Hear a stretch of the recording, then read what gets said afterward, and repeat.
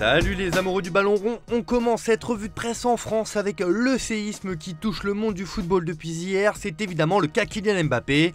Accrochez-vous, cette revue de presse sera largement consacrée à l'offre mirobolante de 300 millions d'euros de la part de l'Arabie Saoudite pour s'attacher les services de l'international français. Et on commence tout de suite avec le journal L'Équipe qui placarde un « Faites vos jeux ». Tandis que le PSG s'approche d'Harry Kane, de nombreux clubs dont le Barça et les Saoudiens d'Al Hilal s'intéressent aux modalités financières du transfert de Kylian Mbappé, qui pour l'instant garde le silence. Et oui, car le club de la capitale veut vite rebondir, c'est donc en toute logique que le PSG accélère sur Kane. Jusque-là assez réservé sur le dossier, le PSG a concrètement manifesté ces derniers jours son envie de recruter l'attaquant anglais. L'équipe révèle aussi que le PSG et le Real Madrid discutent enfin d'un transfert du génie français. Le contact a été renoué par le biais d'un intermédiaire chargé de tâter le terrain auprès des Franciliens, des Merengues et du clan Mbappé. Les deux clubs discutent donc en coulisses et ont fait un premier pas pour apaiser les choses. Le dossier Mbappé fait aussi les gros titres dans les pages intérieures du Parisien. Al Hilal dégaine une offre à 300 millions d'euros pour Kylian Mbappé, s'enflamme le journal local qui est, comme quasi tous les médias, comme on va le voir, choqué par les montants évoqués. Comme indiqué hier dans le JT, le club saoudien a passé la vitesse supérieure en envoyant une proposition astronomique pour recruter Mbappé. Le PSG l'a autorisé à entrer en contact avec la star pour lancer des négociations. Un mot sur l'Olympique de Marseille qui est décidément très chaud sur ce mercato. Le club phocéen a officialisé hier soir l'arrivée d'Ismaïla Sarr. L'ailier sénégalais rejoint la Canebière contre 11 millions d'euros après 4 saisons passées en première ligue. Il s'est engagé pour les 5 prochaines années, a indiqué le club phocéen. On continue ce tour de la presse en Angleterre qui évidemment s'en donne à cœur joie de l'offre astronomique de l'Arabie Saoudite pour Kylian Mbappé.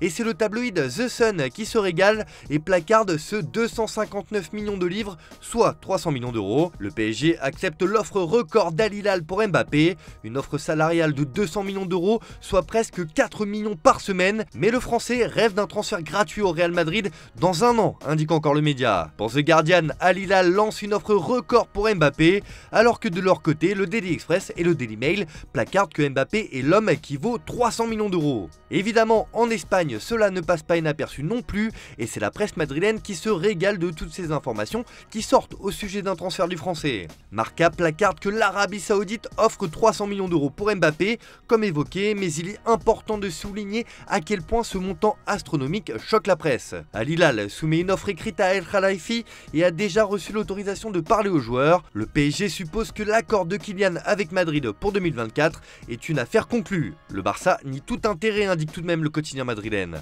Pour Sport, c'est le show Mbappé. En France, on affirme qu'il pourrait signer au Barça, mais le club catalan pense que le PSG les utilise pour mettre la pression sur l'attaquant. Au Portugal, Abola met en avant l'offre folle de 300 millions d'euros de l'équipe de Jorge Jesus, l'entraîneur portugais. Alors qu'en Italie, on est moins tendre et on sent l'ironie chez les journaux comme Il Corriere et Dello Sport qui parlent de Mbappé comme de Monsieur Milliard. Une offre monstrueuse, 300 millions d'euros au PSG et 700 à Kylian, et cela pourrait avoir un effet domino qui pourrait concerner Osimhen, Lukaku et Vlahovic. Pour la Gazzetta dello Sport, Mbappé est l'homme aux 700 millions d'euros du jamais vu. Bref, vous l'aurez compris, c'est toute l'Europe qui est tenue en haleine par ce feuilleton qui part dans tous les sens. On retourne en Angleterre où le Daily Star se moque un peu de l'affaire Mbappé, l'homme qui vaut donc 300 millions d'euros, et titre que Rasmus Højlund, lui, n'est pas l'homme aux 80 millions de livres, soit plus de 92 millions d'euros. En effet, Manchester United a le joueur de l'Atalanta dans son viseur pour renforcer son attaque, mais les Red Devils ne veulent pas mettre ce prix sur la table et fixent leurs conditions. Selon le tabloïd, Manchester United refuse d'accepter le prix demandé par l'Atalanta pour son attaquant vedette. Manchester paiera 60 millions de livres sterling pour l'attaquant de 20 ans, soit près de 70 millions d'euros, pas un centime de plus. Un sacré chèque tout de même, mais l'équipe d'Eric Ten Hag n'est pas prête à faire n'importe quoi sur le mercato.